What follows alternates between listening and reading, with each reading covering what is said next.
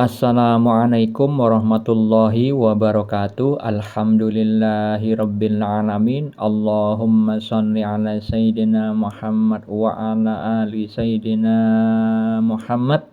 Sore ini saya bagikan kisah nyata tentang kehidupan seorang arif billah di akhir zaman. Orang yang mengenal Allah dan dirahmati Allah dan menyadari bahwa ma'rifatnya itu karena rahmat Allah, bukan dari dirinya. La haula wala quwwata illa billah. Seorang arif billah selalu melihat tanda dari Tuhannya. Itulah tema yang sekarang ini saya angkat. Arif billah yang hakiki, yang sejati.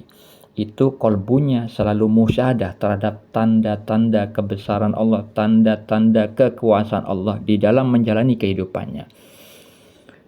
Jadi seorang arif billah ini saya sebut namanya si Fulan, bukan nama yang sebenarnya. Fulan ketika ada anjuran dari Allah Subhanahu wa taala untuk berdakwah ke daerah Bali, beliau itu mendapatkan petunjuk melalui mimpinya, yang mana mimpi itu adalah satu dari 46 bagian kenabian, seperti yang disabdakan Nabi Muhammad SAW di dalam hadis Bukhari dan Muslim, bahwa mimpi seorang mukmin adalah satu dari 46 bagian kenabian. Di dalam hadis riwayat Ibnu Majah, mimpi seorang muslim yang saleh adalah satu dari 46 bagian kenabian. Dan mimpi bagian nubuah kenabian itu tidak akan dusta. Karena hal itu terkait dengan sabda Nabi yang lain dari Abu Hurairah radhiyallahu anhu, ia berkata, aku pernah mendengar Rasulullah SAW bersabda, tidak ada yang tersisa dari kenabian selain al-mubasyirat. Para sahabat bertanya, apa al-mubasyirat itu? Beliau bersabda, mimpi yang baik. Ya, hadis riwayat Al-Bukhari. Kenapa kalau misalkan dapat al-mubasyirat itu tidak akan dusta? Karena hal itu adalah rahmat dari Allah setelah Rasul para Nabi itu wafat. Jadi mimpi nubuah kenabian itu adalah penggantinya wahyu. Namun ketika diberikan kepada orang selain Nabi, selain Rasul, itu tidak bisa dikatakan wahyu. Cuman bagian dari nubuah, bagian dari kenabian. Dan al-mubasyirat itu hanya diberikan kepada orang yang paling jujur di dalam berbicara. Karena hal ini terkait dengan sabda Nabi di dalam Sahih Muslim, ketika kiamat telah mendekat, mimpi seorang muslim hampir tidak ada dustanya. Mimpi salah seorang di antara kalian yang paling mendekati kebenaran adalah mimpi orang yang paling jujur dalam berbicara. Jadi Fulan seringkali mendapatkan petunjuk melalui mimpinya, makanya Fulan itu mengikuti petunjuk Allah yang divisualkan di dalam mimpinya untuk berdakwah di daerah Bali. Nah, ketika menjalani kehidupan di Bali itu, Fulan mengalami suatu permasalahan ketika memilih makanan. Kita ketahui Bali itu makanannya banyak yang menjual babi. Ketika Fulan berada di sana, ya mungkin ingat-ingat dulu pernah ke sana juga, itu mengetahui tanda orang itu jualannya babi kalau ada tulisannya. Nah, di saat yang lain tentang kisah yang sekarang saya ceritakan ini, itu adalah pengalaman Fulan yang lain terkait mencari makan, tidak ada tulisan dijual babi atau mengandung babi, itu tidak ada. Secara tekstualnya di warung itu tidak tertera, tidak tertulis, sehingga Fulan di dalam hatinya itu mengira-ngira ini halal atau tidak. Tapi karena di situ yang antri banyak dan wajah yang jual itu seperti orang Jawa, maka Fulan berhusnuzon bahwa sepertinya penjual makanan ini adalah makanan yang halal. Nah, ketika antri semakin lama semakin sedikit orangnya menunggu antrian,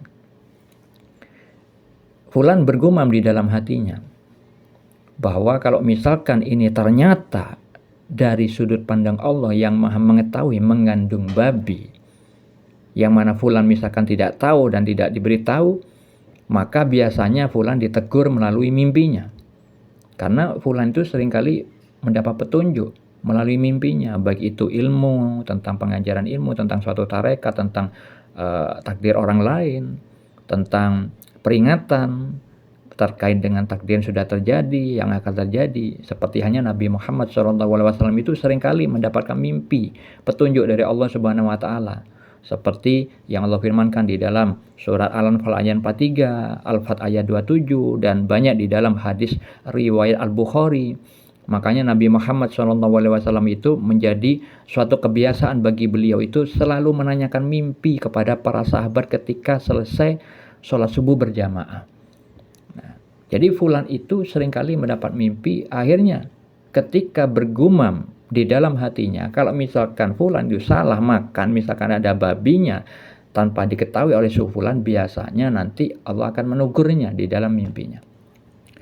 Nah, di saat giliran fulan tiba-tiba hal yang tidak terduga, rezeki dari Allah, rahmat dari Allah, pertolongan, petunjuk dari Allah, si penjual itu yang ketika melayani orang lain tidak menanyakan pakai babi atau tidak, namun kepada si fulan itu ternyata mengucapkan lisan seperti itu. Jadi penjual itu mengatakan pakai babi, akhirnya fulan langsung, oh tidak, langsung fulan itu pergi meninggalkan warung itu. Langsung di saat itu juga, di saat penjual menanyakan hal itu, fulan langsung mengingat rahmat Allah. Nah, hal ini adalah tanda bahwa fulan itu adalah orang termasuk hamba yang terpilih.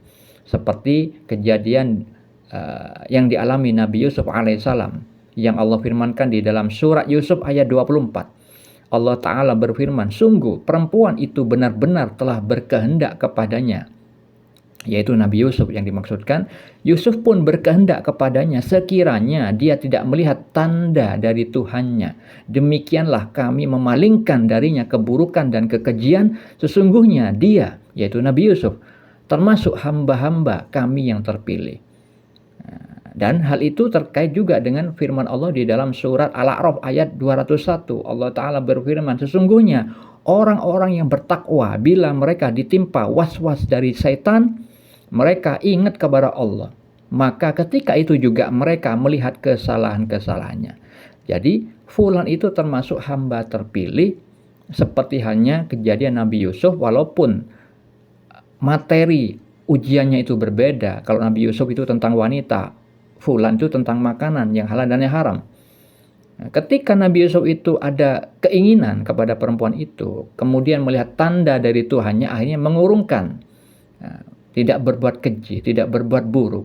Maka itu yang Allah firmankan, kami memalingkan darinya keburukan dan kekejian.